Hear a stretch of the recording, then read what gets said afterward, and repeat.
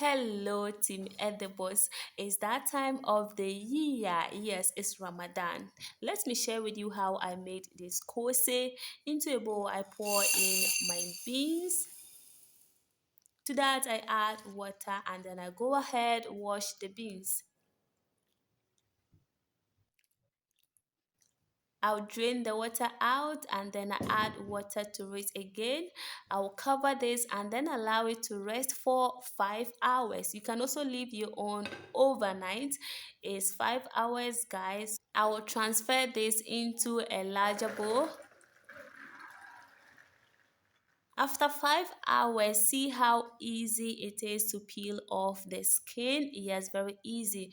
You can either massage the beans to peel off the skins or you use your blender.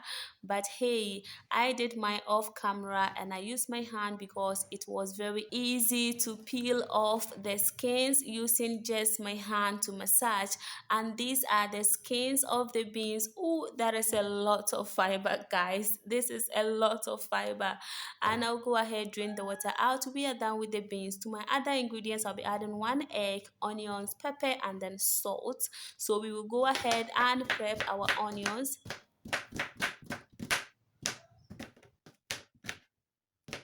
Into a blender, I add in my beans, add pepper, onion, water.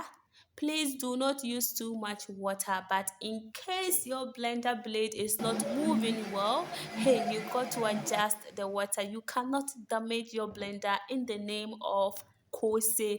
No, we don't want that to happen. So I transfer my blended beans into a bowl and then we whisk it till fluffy. All right. Now I add my salt and also the egg. We continue the whisking. You can taste the butter to see if the salt is not okay, you can adjust it. All right. Now it's time to fry and I already have my oil on fire, very heated. So I scoop the butter and then drop it in the oil. Please, I want my Akara or Koose to appear very big. That is why I'm using this ladle. The sizes depend on what you are using to scoop the butter. If you want your Akara or your Koose to come out small sizes, then you have to use something small to scoop the butter, okay? But I want mine very big and flat. It makes it easy to put it inside bread and enjoy. Nigerians call this Akara and Ghanaians we also call it Koose. Also, note the peeling of the skins is totally optional. If you want your akara or your kose to be more nutritious, then there's no need for you to peel off the skins, okay? It's just that this one, the one we just made, tastes better than the one with the skin on. Hello there. If you're new to my channel, my name is Mariam. Please remember to subscribe to my channel if you haven't done that. And to my returning subscribers, thank you very much for always coming back to check on your girl. Yes, and today I have another amazing recipe for you, and it's kose.